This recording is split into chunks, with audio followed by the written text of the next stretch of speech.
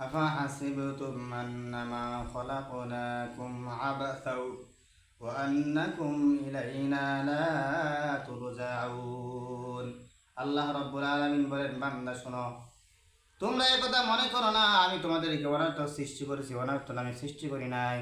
তোমরা একথা মনে করো না যে তোমরা দুনিয়ার জমিনে হালালকে হালাল মনে করছো কিনা, হারামকে হারাম মনে করছো কিনা। আমি এর জবাব তোমাদের কাছ থেকে নিব না। অবশ্যই আমি তোমাদের কাছ থেকে যাররা যাররা করে হিসাব নিব।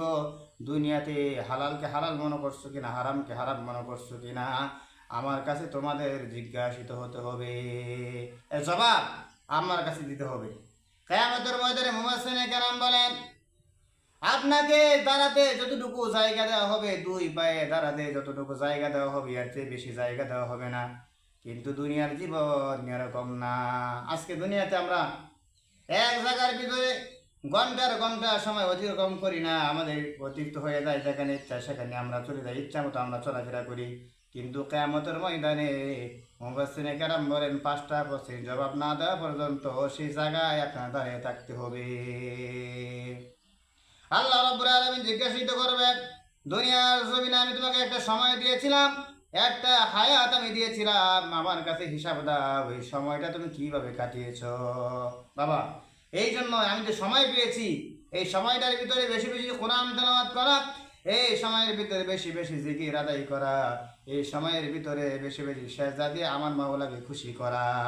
তাহলে রব্বুল আলামিন পরকালের বিনিময়ে আল্লাহ তাআলা জান্নাত দান করিবেন।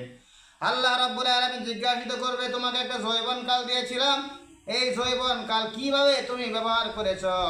হালালভাবে ব্যবহার করেছো না হারামভাবে তুমি ব্যবহার করেছো?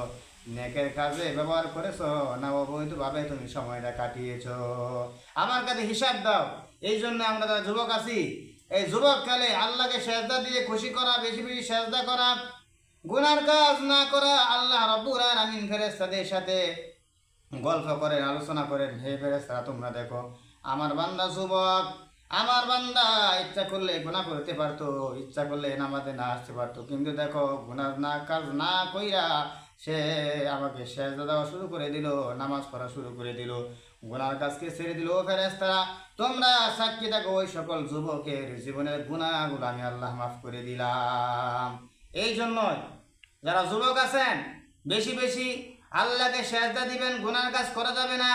আল্লাহ রাব্বুল আলামিন কিয়ামতের ময়দানে জিজ্ঞাসা করবে, সম্পদ তুমি কিভাবে ইনকাম করেছো? হালালভাবে ইনকাম করেছো না হারামভাবে ইনকাম করেছো? আমার কাছে জবাব দাও। এই জন্য হারামভাবে ইনকাম করা যাবে না, হালালভাবে ইনকাম করা দরকার আছে না নাই? আল্লাহর হাবিব সাল্লাল্লাহু আলাইহি ওয়াসাল্লাম হাদিস শরীফের ভিতরে বলেন, লা ইয়াদখুলুল জান্নাতা জাসাদুন উদিয়া বিল হারাম। আল্লাহ রসুল বলেন, হারাম দ্বারায় লালিত পালিত শরীর বেহেশতে প্রবেশ করিবে না। এই জন্য আমরা ইনকাম করব হালাল, আমার পোশাক যেন হয় হালাল, আমার ড্রেস যেন হয় হালাল, আমার ইনকাম যেন হয় হালাল, আমার কামাই যেন হয় হালাল, তাহলে ইবাদত বন্দি কবুল হবে। আল্লাহ তাআলা কিয়ামতের ময়দানে জিজ্ঞাসিত করবে, সম্পদ তুমি কিভাবে তুমি খরচ করেছো? অবৈধভাবে খরচ করা যাবে না। অবৈধভাবে খরচ যদি করা হয় সেটা হবে গুনাহ, এর জন্য আল্লাহর কাছে জবাবদিহি হতে হবে। এই জন্য আমরা মসজিদে দান করব, নাকি হবে। একজন মিসকিনকে আমরা দান করব, সওয়াব হবে। যাকাত দিব, সওয়াব হবে। যত যত ভালো আমলগুলো আছে আমরা করব। যে কাজে দান করলে গুনাহ হয়ে যায় সেই কাজে ব্যবহার করা যাবে না সম্পদ। আল্লাহ রাব্বুল আলামিন কিয়ামতের ময়দানে জিজ্ঞাসিত করবে, তুমি যতটুকু ইলম তুমি শিখেছিলা, হাসিল করেছিলা, তুমি জবাব দাও, তার উপরে আমল তুমি কতটুকু তুমি করেছো বান্দা।